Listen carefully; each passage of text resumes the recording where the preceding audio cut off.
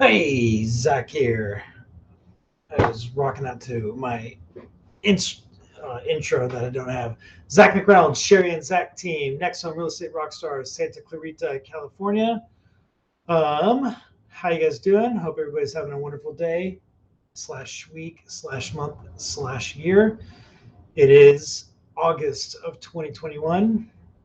Unbelievable. Everything seems like it's going so fast, yet going so slow all at the same time. Today, one of the things that's been coming up the most in our real estate dealings is trying to have a conversation with sellers about a pricing strategy. There's a lot of myths out there about how to price a home, where to price a home, why you should price a home, and the things that we're dealing with on kind of the daily, the day in, day out. So I'd like to go over some of these myths. I'm doing the top 5 myths to pricing strategies for pricing your home for sale in order to get top dollar. We'll talk about these and then I'll kind of summarize my thoughts and beliefs at the end. This might go for a little bit. I imagine it's going to be a little bit longer of a video, but wherever you're seeing this, if you have any questions specifically how it relates to you, your home, by all means, please message me, call me, text me, YouTube me, Instagram me, wherever you're seeing this, and let's talk about your property specifically. So let's jump right into it. Obviously, you can see my little ticker here on the bottom, pricing strategy myths. I put together 5. I lumped a few together, and that's going to be our number 1. I'm going to go from 5, 4, 3, 2, 1, and 1 will kind of be a few different things because they all kind of have the same answer. So I lumped them all together. We'll deal with that in a few.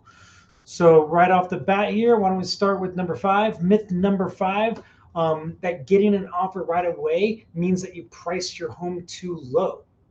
And obviously, the market has been moving rather quickly during the pandemic. We have had low inventory. This is something that we were hearing kind of pre-pandemic, but it's still applying. We hear this still during this market.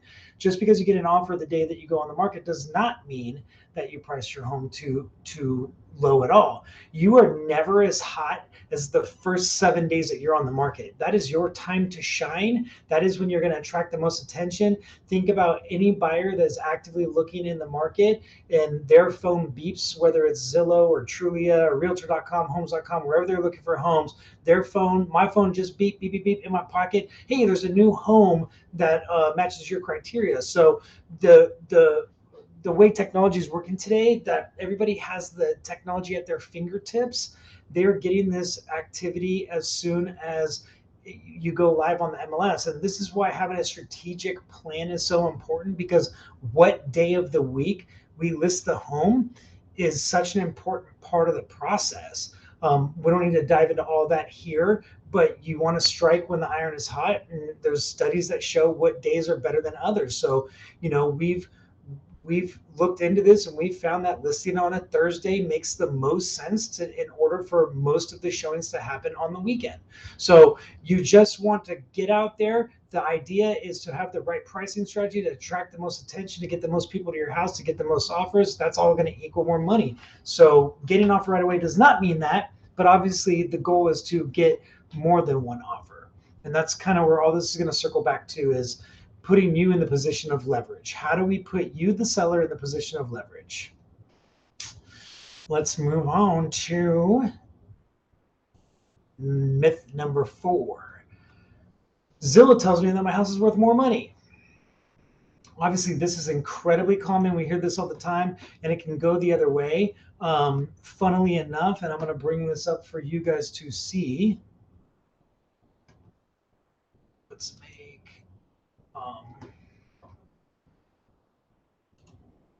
this is a screenshot of Zillow for my personal home. I did buy this last year. We actually closed right around Halloween. Yes, I bought it for $810. I've gutted it, renovated it, and Zillow is telling me that my house is worth $940, which that is fantastic to be at $940,000. However, a simple, quick look at comps in my neighborhood.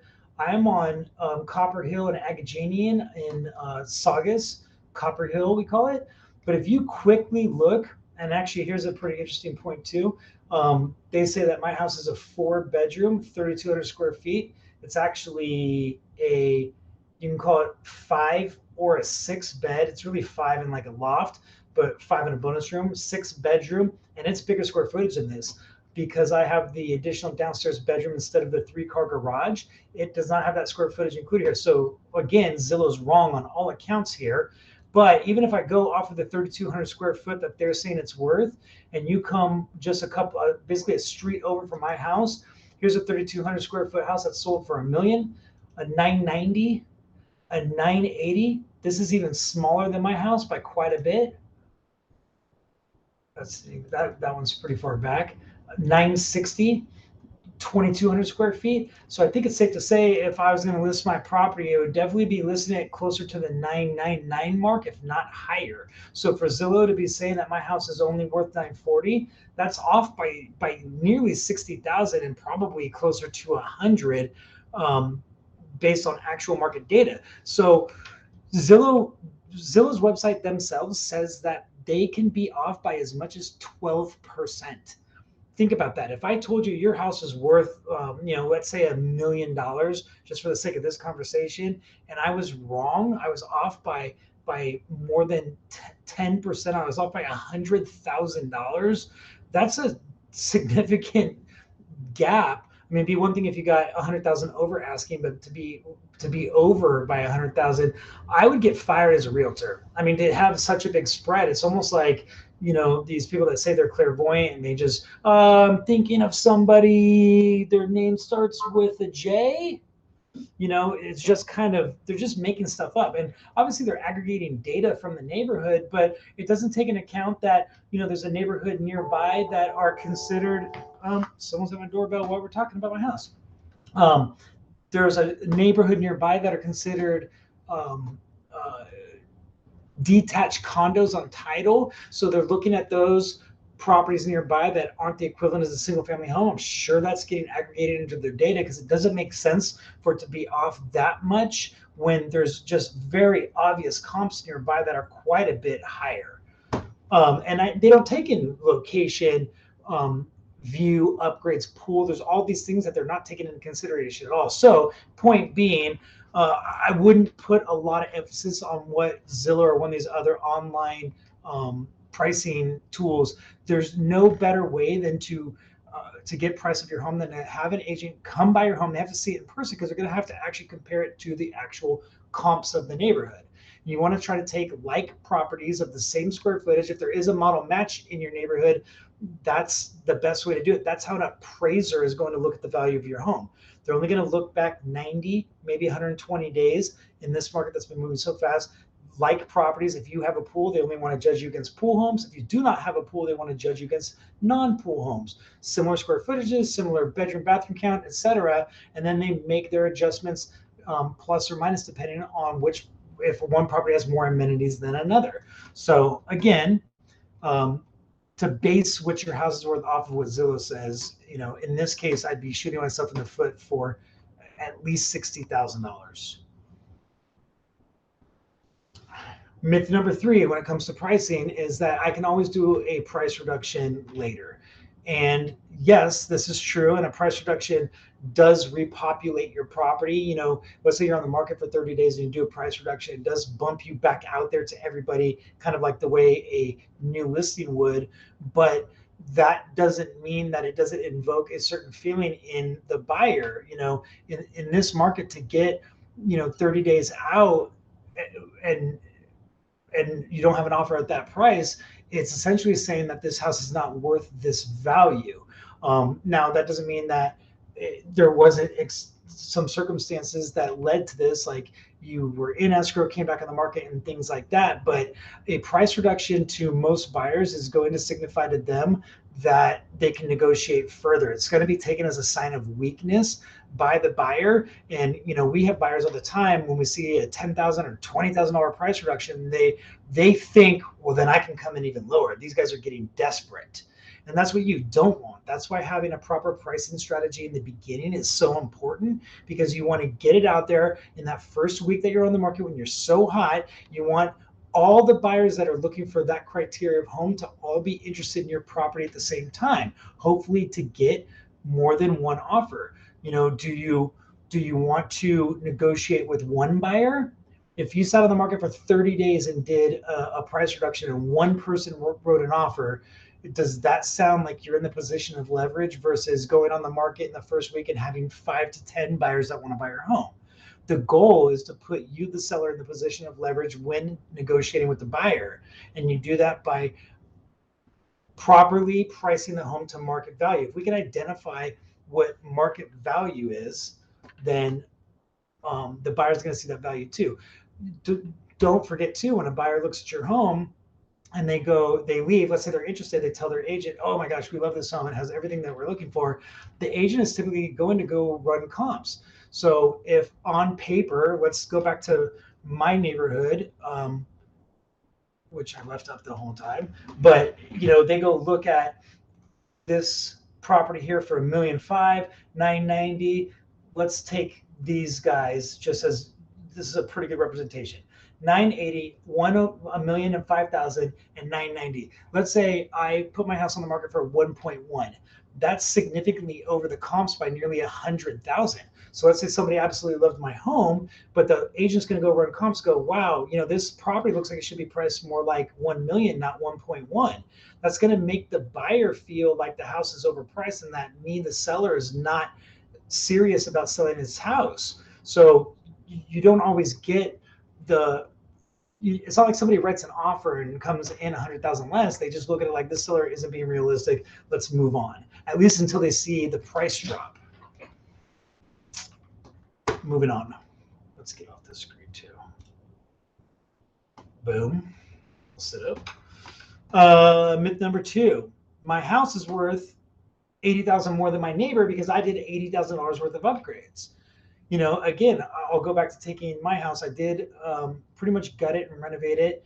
Would somebody be willing to pay me more than $1 million? Would I want to get 1.1? Maybe I put some money into the home, but that doesn't mean that the value is there. Just because I put X amount of dollars into the property doesn't mean I can take the neighbor that sold for $1 million and add, let's say I put 60,000 into it. I can't just add 60,000 and go, well, I'm getting my 60,000 out. Return on investment, or ROI, is not dollar for dollar when it comes to upgrades. There's certain things that people could have done to their house that is not worth the money to put in. A pool is a very good example of that.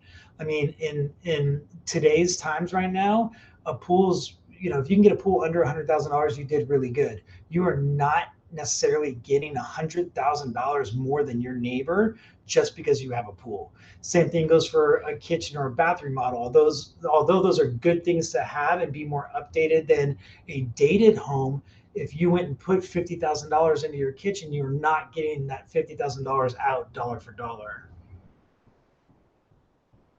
And the way an appraiser values your property is very different than the money that you've put in. An appraiser, if you just put a $50,000 kitchen in, but your neighbor had already sold with a granite kitchen, they don't necessarily see a difference between those two properties as far as the value in the kitchen. It could be a style, it could be a preference. It's more of a cosmetic thing than it is necessarily a value. Now if you've got a kitchen that has white tile as your neighboring comp and you've upgraded your kitchen, of course there's value in that because you do have an updated kitchen versus a dated kitchen, and there's value in that, but it certainly isn't going to be dollar for dollar that you put into the property. Myth number 1. So this is the one where I was talking about that I kind of lumped a few things together. So I'll tell you how we hear these, right? The market is hot, inventory is low, I can price it for whatever I want. Or listen at high will give me room to negotiate and get more money. They think like it's putting a car for sale. Kelly Blue Book says it's worth 12. I'm gonna put it for 15 and give me room for negotiations. Or I want or need this much. All of these kind of have the same answer because at the end of the day, we always say that we got to sell your house twice. We got to sell it to a buyer, but then we got to sell it to an appraiser. And all of this really comes down to what do we think that the appraised value, what's the value of your home? Because just because we've been talking about it, let's again go back to my neighborhood. If I listed my home for 1.1 and it only sold for $1 million, there's $100,000 gap in that property. The lender will not lend the buyer 1.1 for that home if the appraisal was only at $1 million. There's $100,000 gap.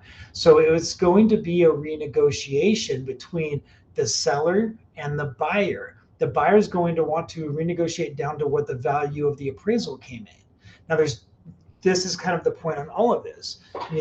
If you list it for 1.1 and you don't get it and sit on the market, let's say 21, 30 days go by and then you drop the price. Maybe you come down 20,000 or 40,000 or 50,000 or whatever, because let's say it goes stale and no one's coming to the property anymore. Once you come down that price, a person might write an offer, but if it still appraises less, how are you going to get the buyer to cover that gap? If it's going to be a renegotiation, the buyer's going to want you, the seller, to lower the price. You, the seller, is going to say, no, buyer, you give me that price no matter what. And that's saying that the buyer is basically when we talk about waiving the appraisal, that's what we're saying. We're telling the buyer that you're going to buy this home for 1.1 regardless of what the appraisal comes in. So let's look at it this way. You put it on the market for 1.1. You get an offer for 1.1, sell it for 1.1. We did a good job. The appraisal comes in for 1 million. It's off by 100,000. That buyer's going to say, well, wait a minute. I gave you your price. You listed it for this. I agreed, but the appraisal came in low. The value isn't there. It's going to be very difficult to get that buyer to give you that $100,000 gap when that's what you listed the home for. Now let's look at it this way. Let's say we list it for $1 million. We get 5, 6, 7, 8 offers. We create a bidding war between those buyers. One of them goes up to 1.1. Let's say we get $100,000 over. Well, now, because the buyer is choosing to overpay, we're not telling them they have to overpay. We have a better chance at getting that buyer to contribute that $100,000 because it was their decision to go over and beyond the asking price of the home. And now we could be looking for a buyer that actually has those funds to contribute that money, because that $100,000 gap, that's going to be $100,000 out of pocket to that buyer. If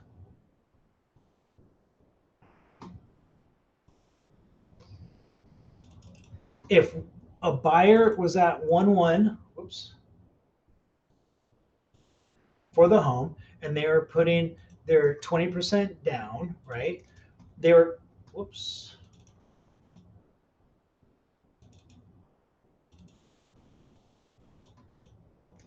they're putting $220,000 down, right? Now, if they're trying to renegotiate for down to $1 million, obviously they're putting 20% down on $1 million. That's going to be $200,000. So they have, let's say, $20,000 extra at this point. But to cover the $100,000 gap, if this is all the money they had, including whatever they had set aside for closing costs, they're short $80,000. So if we're looking for somebody to pay over appraised value, it's going to be, they need roughly $80,000 to $100,000 additional to put on the property. What buyer is willing to overpay by $100,000? Well, it's only going to be the buyer that felt that they had to compete for the property and win it over other buyers.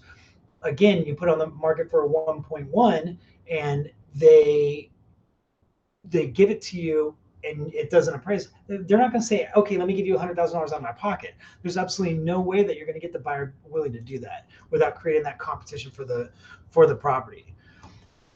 To some of these other things that we said, I can list for whatever I want. Or at the end of the day, we always got to keep in mind what the appraised value or what we think the appraised value is going to be. If we look at the value of the home through the eyes of an appraiser, they want to look at within a half a mile radius. We already talked about that they prefer to look at model matches. If there's not your exact model match on the market, they're going to try to take something with similar square footage.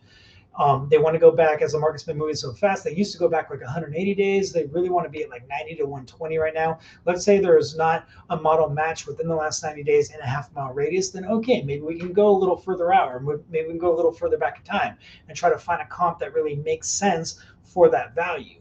But starting at market value is such an important part of this process where you don't end up ultimately, honestly, having false expectations for yourself. If I were to, in this scenario, walk in, meet you, look at your home, think it's a beautiful home, and go, yeah, we get 1.1 on this all day. Well, what's going to happen when it doesn't appraise? If I'm not shooting straight and being honest with you, I'm setting a really bad expectation for you on how this outcome is going to go. You're now banking on the fact that you're going to get 1-1 as opposed to a realistic opportunity of listing for $1 million. Maybe we get over asking and maybe we get that ultimate best price that could have worked out the best way. I hope that makes sense. Not to mention, actually, just by overpricing it, you might even lose buyers that don't come to the property at all. People are very savvy these days, especially with Zillow. I can open my app on my phone and look at what the neighboring property sold for. No, right off the bat, like, wow, this house is priced at 1.1 when the highest sold in the neighborhood is $1 million. This looks very overpriced. I'm not even going to go to this property. This seller is not realistic. They're not a motivated seller. I don't even want to see this property. So you're limiting the pool of potential buyers that even come to your property in the first place. Well, I hope that makes some sense. If anybody has any questions about any of this, again, my name is Zach McReynolds with NextHome Real Estate Rockstars. I just tried to figure out how clean my office was right now. I would love to hear from you. We can help you run comps on your property if you're wondering what your value is. Like I said, don't trust Zillow or some of these online platforms and what their value is suggesting, because they're just obviously not taking in all the factors that need to be in order to come up with the proper value. I hope you have a wonderful day, and I look forward to hearing from you soon. Bye.